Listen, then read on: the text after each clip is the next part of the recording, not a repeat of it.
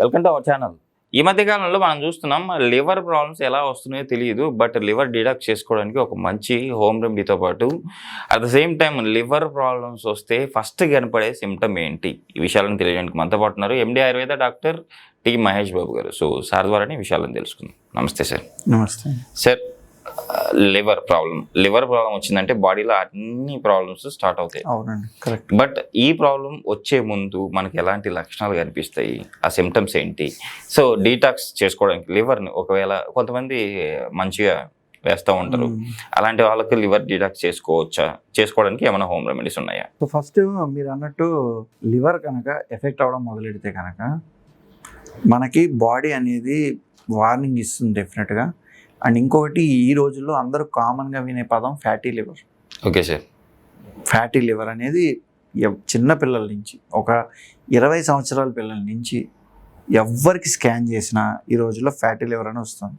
అయితే అందులో grade 1, grade 2, grade 3, grade 4 అని ఉంటాయి. ఓకే, గ్రేడ్ 1, గ్రేడ్ 2 అనేది మనకి చాలా కామన్గా కనిపిస్తున్నాయి. అంటే ఫ్యాట్ అనేది మనం తీసుకున్న దాంట్లోంచి ఒంటికి ఎంత కావాలో అంత తీసుకోవడమే కాకుండా ఎక్స్ట్రాగా ఉన్నది లివర్ చుట్టూ ఫామ్ అవ్వడం అండ్ నెమ్మదిగా లివర్ లోపలికి వెళ్ళిపోయి సెల్స్లో కూడా వెళ్ళడం అనేది జరుగుతుంది. Okay sir. యాక్చువల్లీ లివర్ ఏదైనా కూడా ఒక వేస్ట్ దానికి బాడీకి అవసరమైనది ఇచ్చేసి మిగతా అది స్టోర్ చేస్తుంది కదా సార్. సో అవును, ఏది కావాలి మనకి ఏది వద్దు అనేది అది డిసైడ్ చేయగలదు.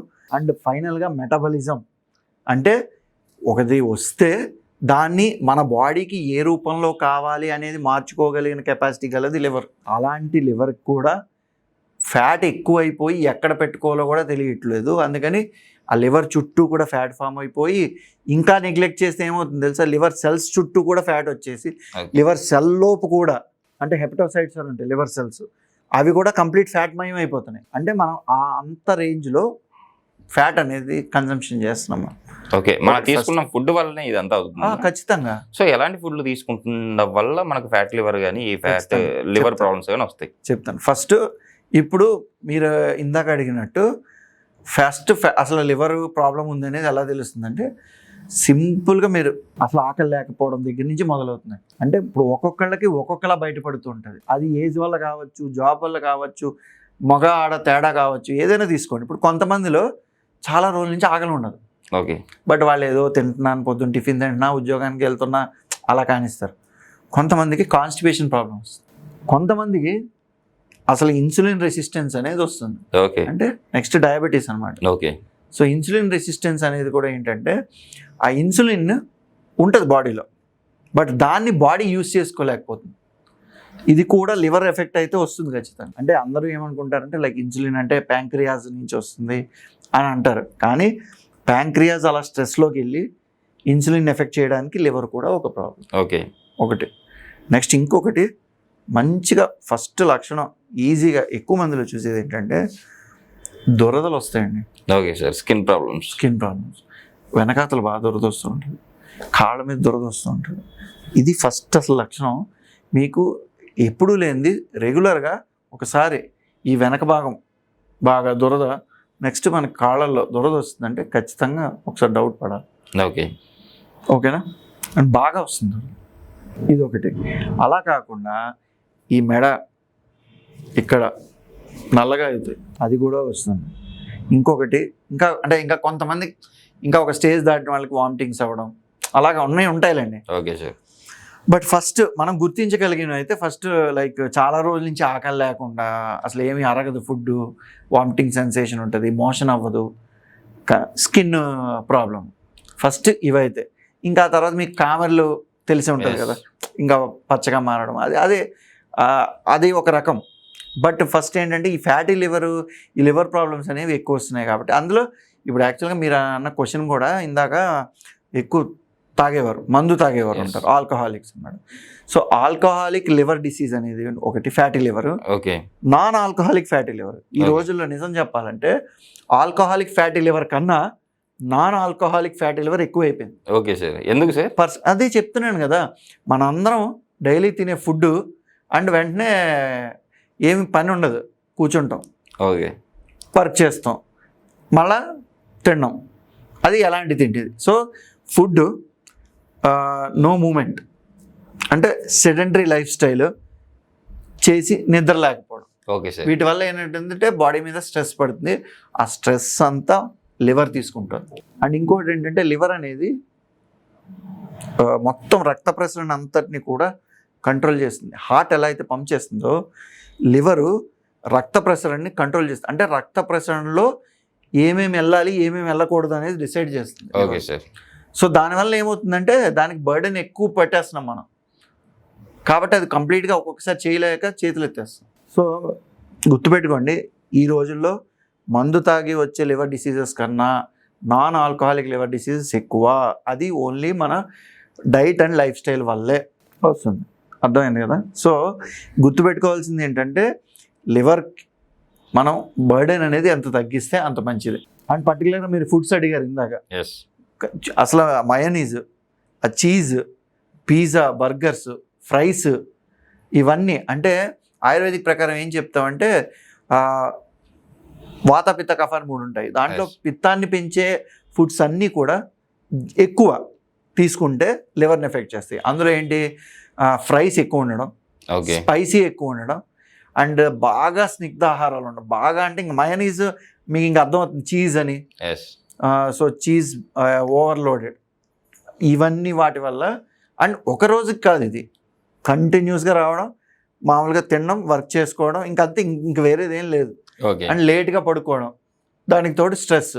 సో దీనివల్ల ఎవరి మీద బర్డెన్ పడుతుందంటే లివర్ మీద బర్డెన్ పడుతుంది. సో ఫస్ట్ దీన్ని మార్చుకోవాలి మనం, ఒకటి. ఇంకొకటి ఏంటంటే మనకి వాష్రూమ్, టాయిలెట్ కానీ లెట్రిన్ కానివ్వండి, ఏదైనా సరే ఎమర్జెన్సీ వచ్చినప్పుడు దాన్ని ఆపుకోకూడదు. ఓకే. ఇప్పుడు చాలా చాలా రీజన్స్ వల్ల, జాబ్స్ వల్ల ఆపుతున్నారు కదా, సో వాటిని ఆపకూడదు. ఓకే. ఒకటి. సో ఇంకా మీరు అన్నట్టు రెమెడీ గురించి వస్తే ద బెస్ట్, నేను మనకి బాగా ఈజీగా దొరికేది ఒకటి చెప్తాను. అది కనుక మీరు ఐడెంటిఫై చేసి వాడితే కనుక చాలా బాగుంటుంది. అదేంటంటే గల్జేర్. ఓకే. గల్జేర్ అంటారు, మేము సాంస్క్రిట్లో పునర్నవ అంటాం. ఓకే. సో గల్జేర్ మొక్క వెడల్పాకు ఉంటుంది. ఓకే. చాలా ఈజీగా దొరుకుతుంది. ఓకే. సో ఈ గల్జేర్ మొక్క ఎండబెట్టుకుని పౌడర్ చేసుకుంటే, అసలు దాన్ని ఒక వాటర్లో కలుపుకునైనా తీసుకోండి, లేకపోతే డైరెక్ట్ పౌడర్ కూడా తేనెతో కలుపుకొని తీసుకోవచ్చు. తీసుకుంటే మనకి ఎటువంటి ఇన్ఫ్లమేషన్ అంటే వాపు కానీ స్వెల్లింగ్ కానీ ఏమైనా బాడీలో ఉంటే తగ్గుతుంది. అలాగే లివర్ని బాగు చేయడానికి హెల్ప్ అవుతుంది, డీటాక్స్ చేస్తుంది, డెఫినెట్గా డీటాక్స్ చేస్తుంది. అంటే ఇప్పుడు డీటాక్స్ అంటే అందరూ డ్రింకే తాగాలనే అవసరం లేదు. దీన్ని గలిజేరుని అయితే మీరు ఎండబెట్టుకుని పౌడర్ చేసుకుని పెట్టుకోండి, లేదా గలిజేరుతో మీరు వంటకాలన్నీ చేసుకోవచ్చు. ఓకే. ఇంకా బెటర్, పప్పు చేసి గలిజేరు పప్పు చేస్తారు.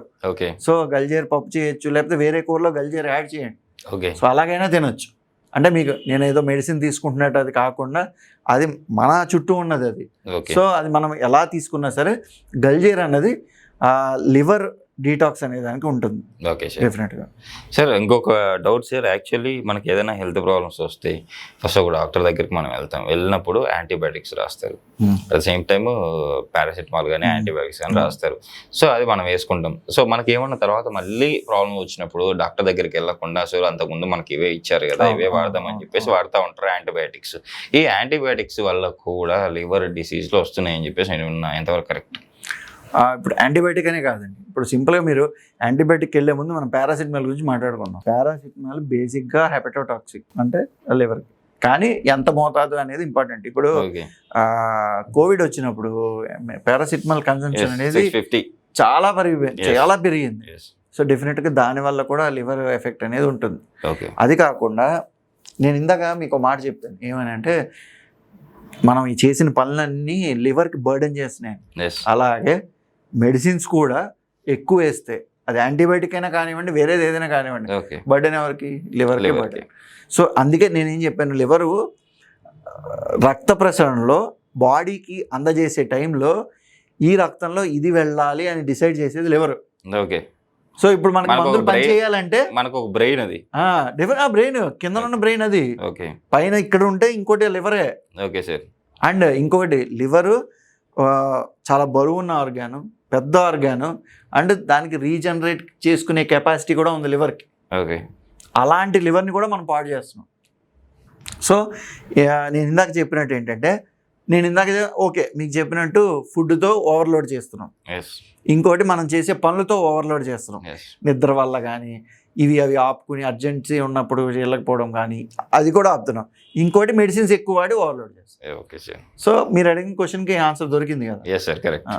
నిజంగా సార్, ఈరోజు మన ప్రేక్షకులకి అసలు మనం చేస్తున్న తప్పులు ఏంటి లివర్ ప్రాబ్లమ్స్ రావడానికి, సో లివర్ ప్రాబ్లమ్స్ నుంచి మనం బయటపడడానికి ఎలాంటి మీరు హోమ్ రెమెడీ చెప్పినట్టు పునర్నవ ఆకు కూరలలో కానీ లేకపోతే అదే పొడి కట్టుకొని రెగ్యులర్ తీసుకోవడం వల్ల కానీ ఈ ప్రాబ్లమ్స్ బయటపడొచ్చని చాలా చక్కగా వివరించారు సార్. Thank you.